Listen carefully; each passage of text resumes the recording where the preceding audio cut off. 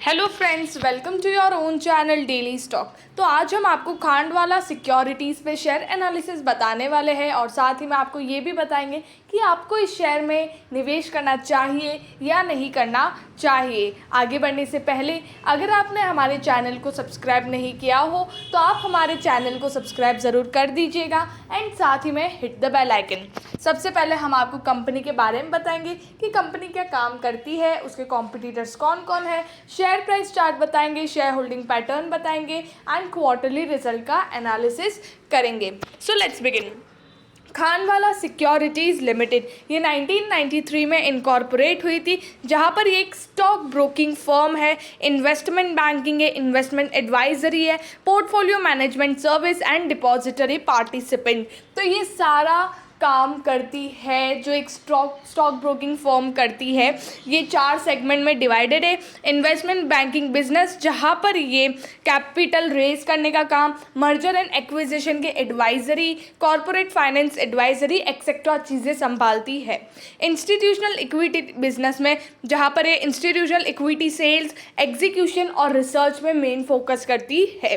Broking and distribution business, जहाँ पर ये non institutional equity sales, trading, research, broking and distribution, depository participants का जो काम होता है वो करते हैं। एंड इन्वेस्टमेंट एडवाइजरी बिजनेस में private and corporate wealth management और पोर्टफोलियो मैनेजमेंट का काम करती है। तो बेसिकली 4 में डिवाइडेड है, 4 सेगमेंट्स में, और चारों सेगमेंट्स में ऑलमोस्ट सारी चीज़ें कवर हो चुकी है जो एक स्टॉक ब्रोकिंग फर्म करती है, और ये एक वही फर्म है। मार्केट कैप है 41 करोड़ का। तो एक स्मॉल कैप कंपनी है, छोटी सी कंपनी है, लेकिन स्टॉक प्राइस टू अर्निंग है 342। तो ये काफ़ी महंगे प्राइस पे ये ट्रेड हो रहा है, 34.8 रुपीज़, लेकिन ये 342 के पी पे मिल रहा है क्योंकि इसकी जो अर्निंग्स है वो इतनी अच्छी नहीं है कि ये 34 के भी 34 के प्राइस पे भी नहीं मिलना चाहिए, और भी कम प्राइस पे शेयर मिलना चाहिए। बुक वैल्यू के डायरेक्ट डबल आपको ये शेयर मिल रहा है। डेट है कंपनी के पास 6.46 करोड़ का। तो ठीक है, डेट कंपनी के पास ज़्यादा नहीं है।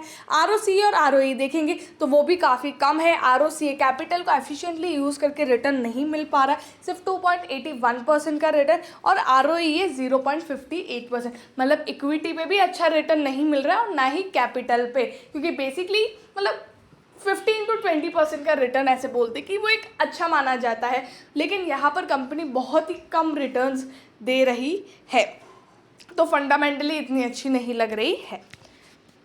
फाइनेंशियल ट्रेंड अगर हम देखेंगे तो 2019 में कंपनी का रेवेन्यू था 6 करोड़ 10 लाख का। तो उस टाइम कंपनी का जो प्रॉफिट था वो सिर्फ 20 लाख का था। 2020 में कंपनी का रेवेन्यू आधा हो गया, 3 करोड़ 62 लाख, 3 करोड़ 77 लाख, और उस टाइम कंपनी 3.5 करोड़ के लॉस में थी। यहाँ पे 1.5 करोड़ के लॉस में, मतलब 1 करोड़ 65 लाख के लॉस में थी।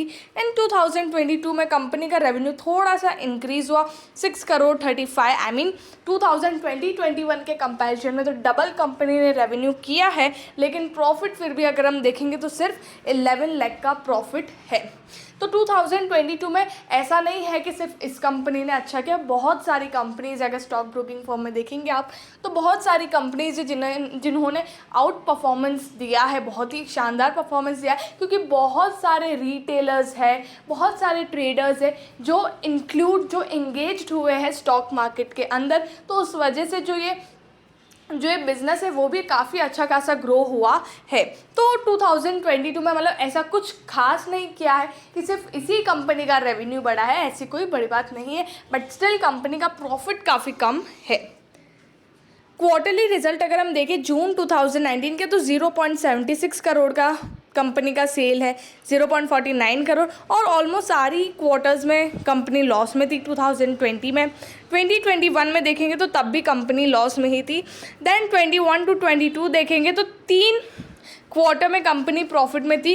दिसंबर के क्वार्टर में कंपनी यहाँ पर लॉस में थी, और कंपनी का जो सेल्स है जो 76 लाख 49 लाख जो लैक्स में हुआ करता था वो अभी 1 करोड़ 54 लाख, 1 करोड़ 12 लाख, 1 करोड़ 15 लाख एंड 2 करोड़ 29 लाख। तो क्वार्टरली वाइज वो करोड़ में बन रहा है, 1 करोड़ तक सेल गया है। अब वो लास्ट क्वार्टर में 2 करोड़ 29 लाख तक भी गया है, क्योंकि अभी बहुत सारे लोग हैं जो इंगेज्ड हुए हैं। तो उस रीज़न से जो ये बिज़नेस है वो काफ़ी ग्रो हो रहा है, और अगर ये कंसिस्टेंसी रहती है तो फिर अच्छा खासा ये शेयर ऊपर जा सकता है। लेकिन अब जो है वो इतना मतलब अब इतना रिटर्न नहीं आ रहा है। जैसे अगर मोतीलाल ओसवाल को हम देखें तो लास्ट 2 क्वार्टर से इतना अच्छा परफॉर्मेंस नहीं रहा है उनका, क्योंकि जो ट्रेडर्स, जो ऐसे बहुत सारे लोग हैं जो ऑलरेडी इंक्लूड हो चुके हैं और अब नहीं आ रहे हैं इतने, अब स्टॉक मार्केट में इतने लोग नहीं आ रहे हैं। तो उस रीज़न की वजह से यहाँ पर जो इनका धंधा है वो थोड़ा सा कम हो सकता है फिर से, ठीक है। तो इस रीज़न से इनके क्वार्टरली रिजल्ट्स फिर से मतलब जैसे पहले परफॉर्म करते थे शायद फिर से वही परफॉर्मेंस इनका हो जाएगा।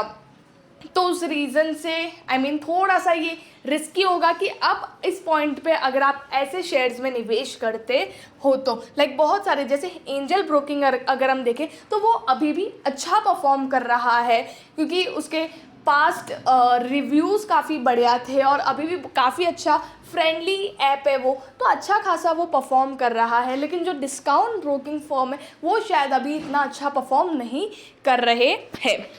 उसमें से ये भी एक फर्म है जहाँ पर अभी तक अच्छा मार्च तक इसने अच्छा परफॉर्म किया है, लेकिन अगर जून क्वार्टर भी अच्छा कंसिस्टेंसी रहती है देन काफ़ी बढ़िया बात होती है। शेयर होल्डिंग पैटर्न है 60.32% और अभी वो 60.90% है। हर क्वार्टर में थोड़ा थोड़ा प्रमोटर्स अपना स्टेक बढ़ा रहे हैं, तो ये काफ़ी अच्छी बात है। और फिर पब्लिक है 39.68 से 39.10। यहाँ पर सिर्फ 2 ही इन्वेस्टर्स है, promoters and public. Foreign investors, domestic investors, जो इंश्योरेंस फर्म्स है और कोई भी इस कंपनी में इंगेज्ड नहीं है, तो ये एक थोड़ा नेगेटिव पॉइंट भी है। कॉम्पिटिटर्स अगर हम देखेंगे तो यहाँ पर बजाज फाइनेंस है, Bajaj Finserv, SBI cards, Bajaj holdings, Cholamandalam, Muthoot finance, HDFC AMC and Khandwala securities. अगर सब में से अगर हम कंपेयर करें तो सबसे छोटी कंपनी यही है और यहाँ पर कंपैरिजन हो भी नहीं सकता है, क्योंकि सारी काफ़ी बड़ी कंपनी, नामचीन और दिग्गज कंपनी है, तो यहाँ पर हम कंपैरिजन नहीं कर सकते हैं। एट लास्ट हम बात करते हैं इस कंपनी की शेयर प्राइस। 5 ईयर हाई है 34.85, करंटली 34.45 पे शेयर ट्रेड कर रहा है।